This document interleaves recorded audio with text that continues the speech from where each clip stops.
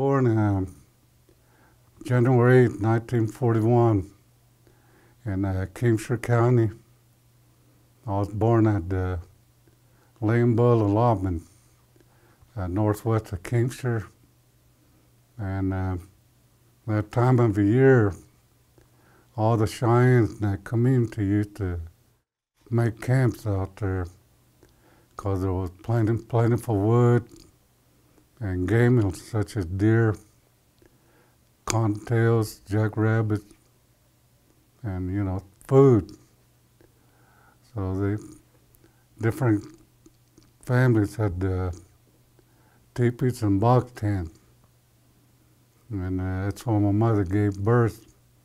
So I was born there, and I have 7 brothers and 3 sisters. Family of 11. We lost a younger brother when he was young, and my mother and father.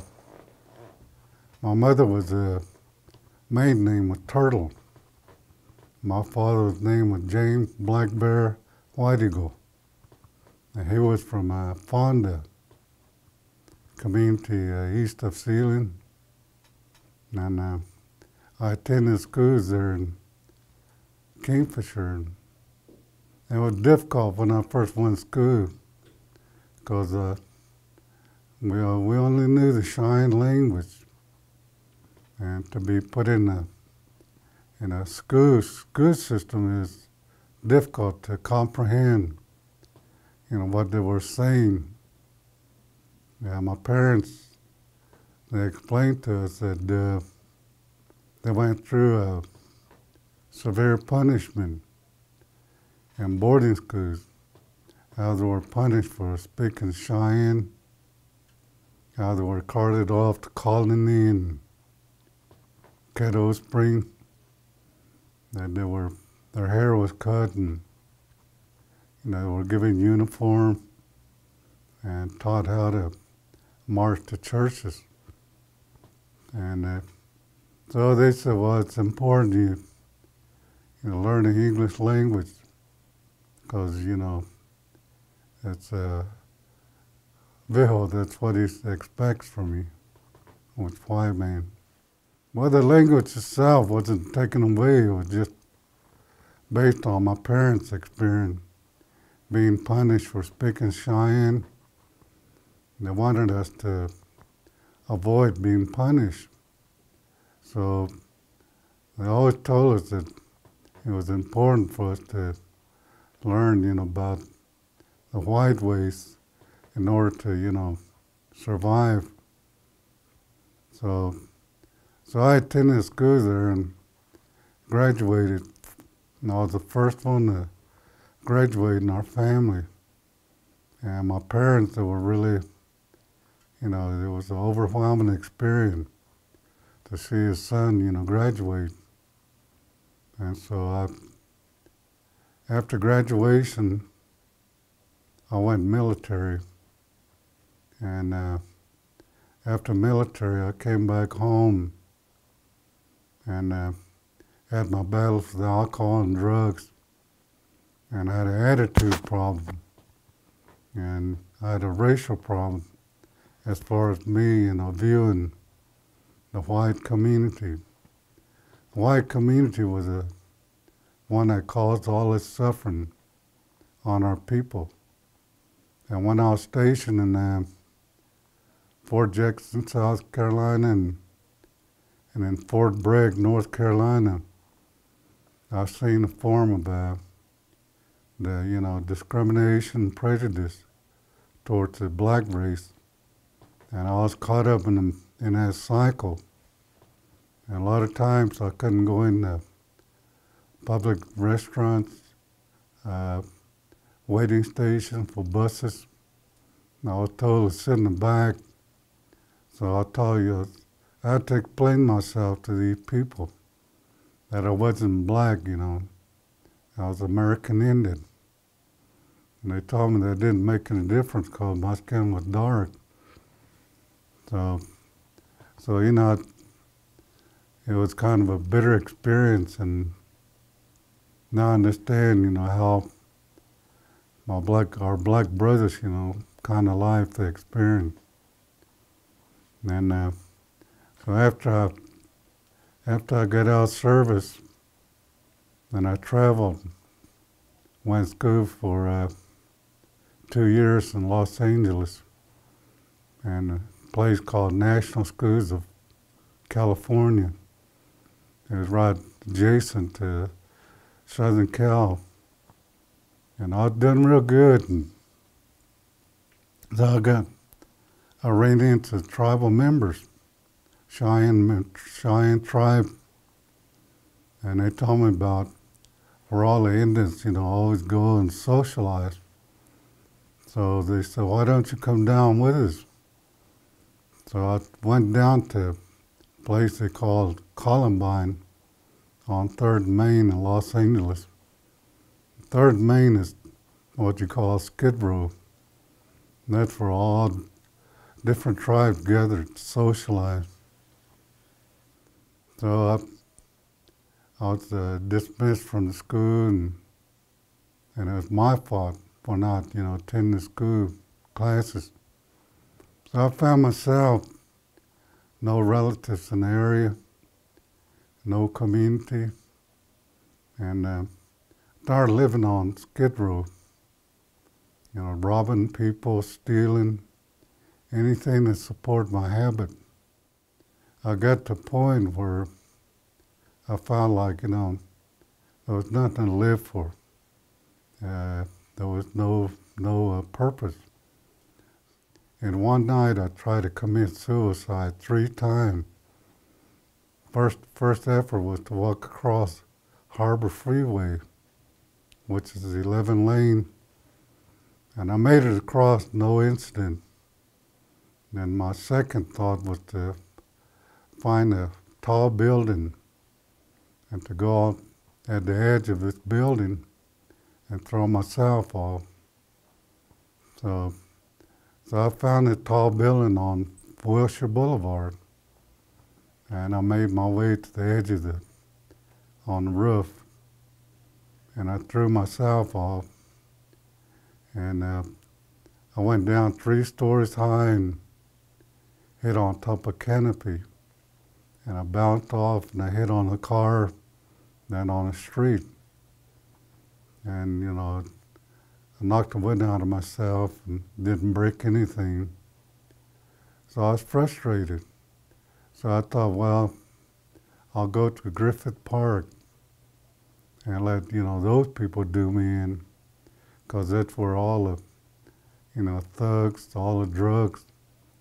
I figured, well, I'll get somebody up there to do me in. So I went up there and provoked people to, do me in. And that was unsuccessful. So I realized that maybe today wasn't my day to kill myself, die. So I made my way back to 3rd and Main, and I came across a little church. And I went inside, and people, prayed for me, and they anointed my head. And so when they put their hands on me, that's when I felt the power of the Holy Spirit. And so it changed my life from that point to where I'm at today. And I came back to Oklahoma, and so I got involved in my local church and started doing community project. And I got this invitation from the United Methodist Church out of Washington, D.C. And they wanted, 13 American Indians nationwide to participate in the Martin Luther King March, in the Selma March. And they were going to pay our expenses. And we arrived in Selma. There was a lot of black brothers all over in the community. And there was a lot of tension in the community mainly, from the white people. And so they took us to Brown Chapel, AME Church, and there was leaders there, and Dr. King and Abernathy, Ralph Abernathy, Joe Lowry, John Lewis. They explained to us that it was going to be a dangerous march, that, we might be attacked physically, or we might be shot, snipers. But they said they would do all they could to, look out for our safety. So they made 5 attempts to cross the Edmund Pettus Bridge. First day they tried, we were met by police using bullet clubs to drive us back. Second day we tried, they used canine police dogs, to drive us back. And the third day they used horses to stampede the marchers. And that didn't work, so we went back. And the fourth day, we tried again, and we were met with people with water hose.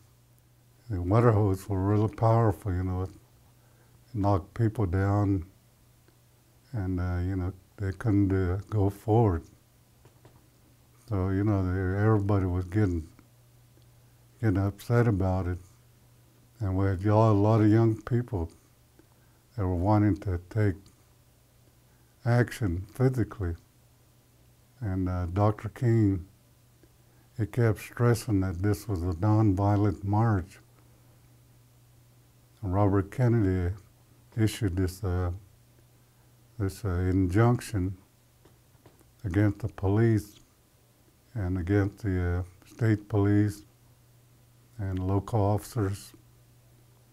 And his warning was that people would be held accountable if they prevented us from marching. So that was good news, and so it cleared the way for us to cross the bridge.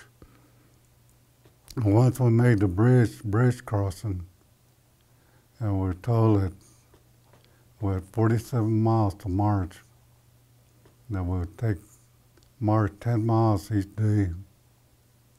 So we marched, first day we marched 10 miles, and when we arrived there, we had black churches in that area, small community, set up camps, opened their churches, and they had food for us, water, and overnight rest while they cook us breakfast, then we'd leave, go to march another 10 miles, and we were treated the same way.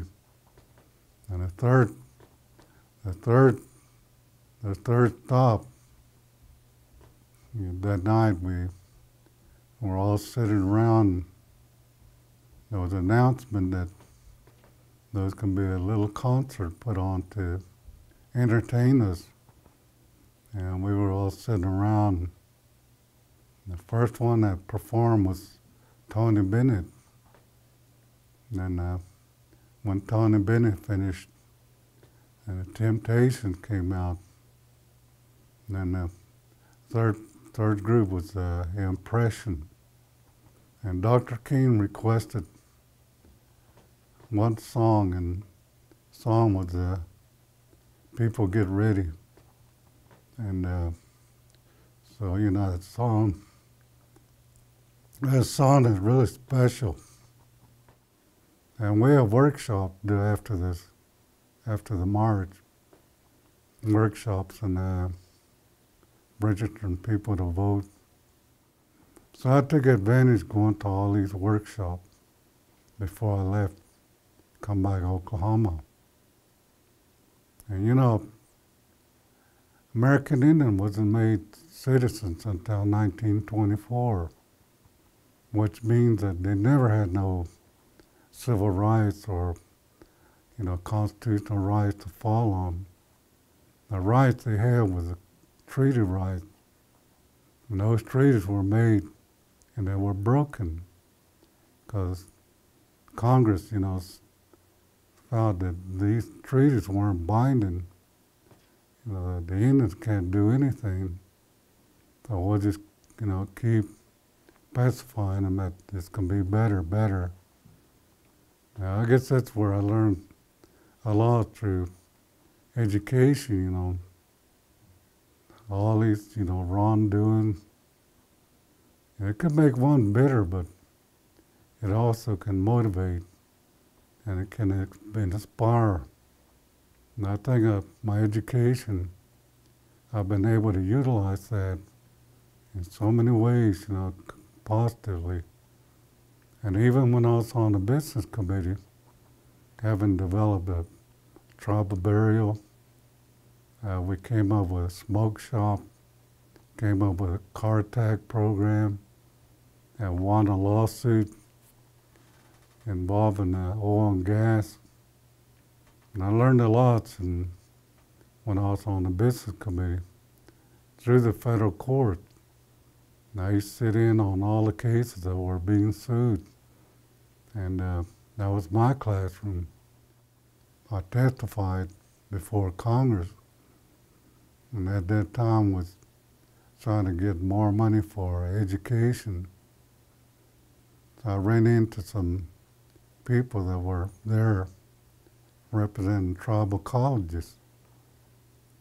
And that really fired me up. So I came back and I told my colleague, I'd like to have your authorization to go to Arizona, South Dakota, Montana, Nebraska, to visit these tribal colleges. Come back and give you my recommendation. So they sent me to these places. So I talked to the administrators, faculty. I had to look at their budget and talk to students, seeing what kind of courses they offer and what kind of degree. So I came back and I talked to our director, education, and he was really enthused about it.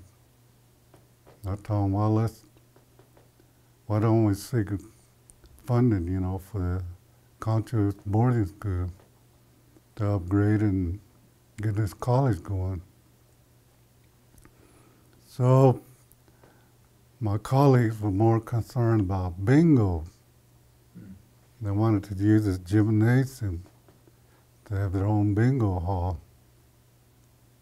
So, I was disappointed they didn't, follow through. But I'm glad that the next director came in, was able to get the tribal college, established in Weatherford. I began to listen, parents and school system.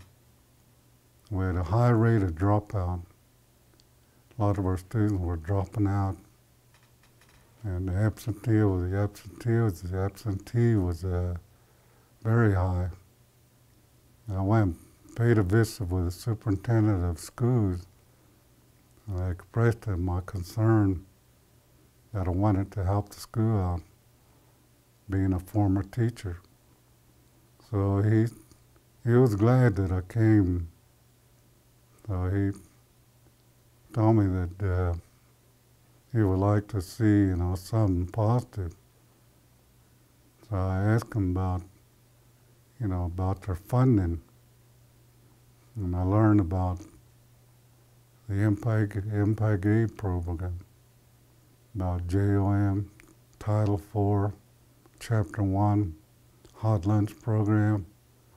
All these programs are brought into every local school system that, counts Indian students, black students, Hispanic, that we weren't seeing, these people benefiting directly.